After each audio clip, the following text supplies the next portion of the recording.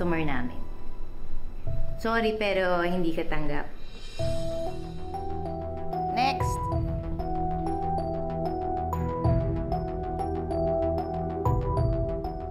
Uy, Bernice, papasukin mo na yung susunod na aplikante. Ma'am, pero wala na po eh. Last na po yun. Ha?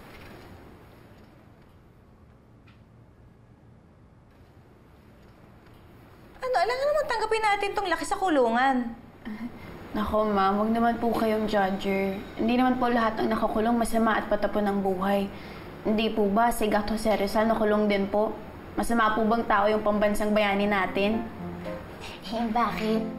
Sigat Jose Rizal ka ba? Hindi po, pero masipag po ako. Maasahan ako.